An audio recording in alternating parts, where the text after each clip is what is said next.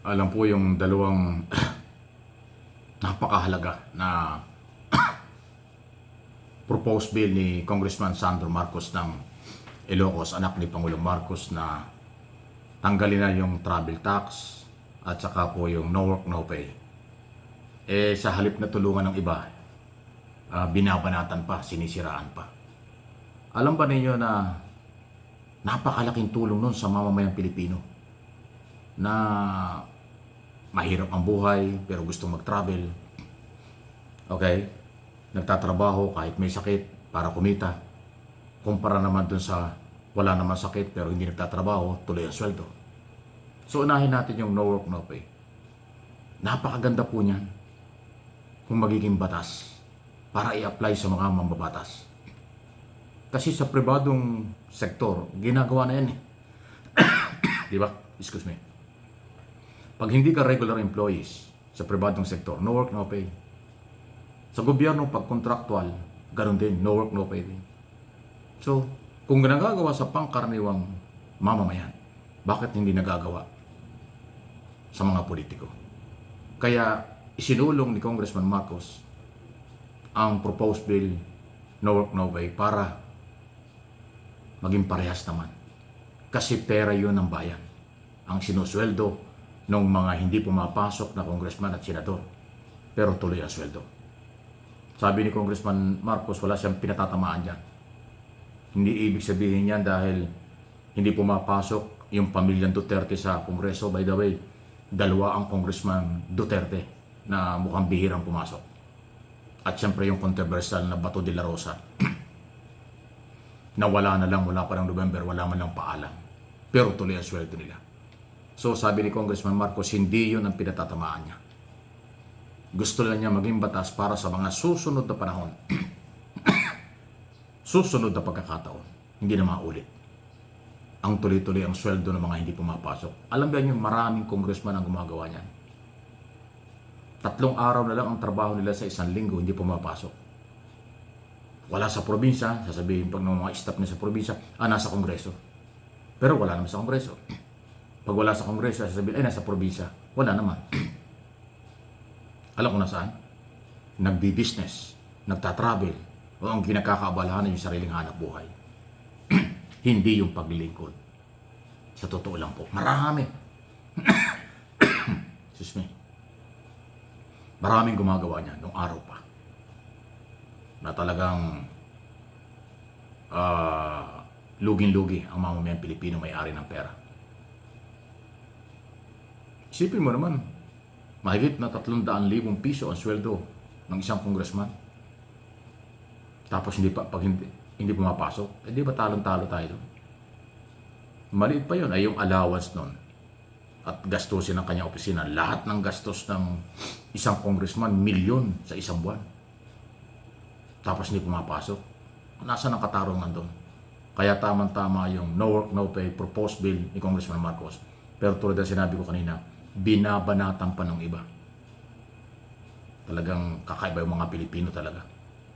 Ito namang isang napakaganda, lahat pabor tayo dito. Majority ng Pilipino ay simpleng mamamayan. Nag-iipon ng pera para makapag-travel sa abroad. Pero nagbabayad ng 1,600 plus travel tax. Yan ay isa sa pinatatanggal na ni Congressman Marcos. Yung iba ay negative pa rin ang reaksyon. Malaki daw mawawala sa Department of Tourism. Malaki daw mawawala sa kita ng gobyerno. Abay, sandali.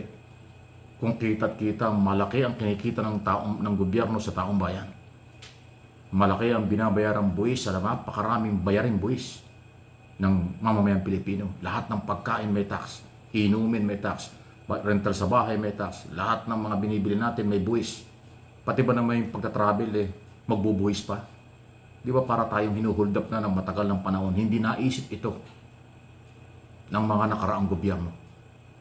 Kinonsinti nila yung 1,600 plus ang kinukuha sa pilitan. Mandatory yung pagbabayad ng travel tax. Wala namang kapalit. Ako, madalas din ako mag-travel. Hindi ko naramdaman kung anong kapalit ng binabayad ko eh. Wala. Di ba? Bayad ka lang ng bayad. Ano bang nagagawa ng budget na yan sa Department of Tourism? Puro tayo bayad. So sana naman, tanggalin na talaga yan. At tamang-tama yung ginawa ni Congressman Marcos. Congressman, salamat po at nakita nyo yan. Milyon-milyon Pilipino makikinabang yan. Okay, pati yung travel tax din sa probinsya, alisin na rin yun. Kasi pupunta ka ng mga probinsya, meron din kinakaltas ng travel tax eh. Lahat na lang eh. Nag-ipon ng pera ang isang padre de pamilya para maipamasyal yung pamilya sa abroad. Pero hindi lang pamasahe at pagkain ang paghahanda at accommodation. Pati travel tax. Nasa airport ka pa lang. Eh kung halimbawa ay 5 kayo o 6 kayo sa membro ng pamilya. Magkano yun? Halos 10,000 na. Halos 10,000 piso sa airport pa lang. Hinuldap ka na, talo ka na. Ay yung 10,000 piso yun. Mga $200 din yun. Pwede ng pagkain at pamasyal yun sa abroad. Pero sa airport pa lang, yari na yung halos $200 mo. Mandatory po yun. Hindi ka po makakapag-check-in pag wala nun. Nare-required ng airlines company. Magbayad ka ng travel tax. Hindi ka makakapasok sa immigration hanggat hindi ka nakakabayad. Hindi ibibigay sa yung makakapag-check-in ka hanggat hindi ka bayad. Ganong katindi. Hindi naman may paliwanag ng gobyerno through Department of Tourism magkaano yung perang yan taon-taon at saan ginagamit. Baka ginagamit lang yan sa pakyut ni Secretary Prasco. Di ba si Secretary Prasco binakbakan ni Senator Tulfo na ang pinopromote ay sarili. Puro picture niya pinopromote. Hindi yung magandang tanawin sa Pilipinas na loko na. Yun eh. Alam niyo pag kinuwenta, ang lahat ng gastos ng bawat Pilipino sa binabayarang buwis. Kulang na kulang ang serbisyo ng pamahalaan noong araw pa hanggang ngayon.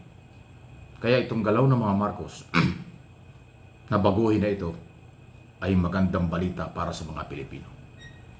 Kahit ang magagawa nating tulong ay ating kulitin ng mga congressman at senador, suportahan yung panukalang batas na yun dahil napakaganda. Kung mayroong koleksyong mawawala sa gobyerno, maraming pwedeng pagkunan. Hindi maghihirap ang gobyerno kung aalisin ang travel tax ng mga biyahero. Maniwala kayo sa akin. Sa halip makakainganyo pa ng maraming Pilipino makapag-abroad, makapag-travel dahil yung more or less 10,000 sa 6 na membro ng pamilya o 1,600 plus sa bawat isa. Malaking bagay po yun. Kung kakaltasin at wala ng babayaran. Pagdating mo ng airport, diretso ka ng check-in sa kung ano mang airlines company yung sasakyan mo, diretso sa immigration, sa customs, tuloy-tuloy ka na. Hindi yung pagpasok mo ng airport, hahanapin mo kaagad yung babayaran ng travel tax. Doon ka pa lang sa airport, gastusan na. Ganyang kalupit sa Pilipinas. Sana suportahan. At yung mga tutol dyan, saradong isip nyo, hindi nyo alam kung anong kabutihan.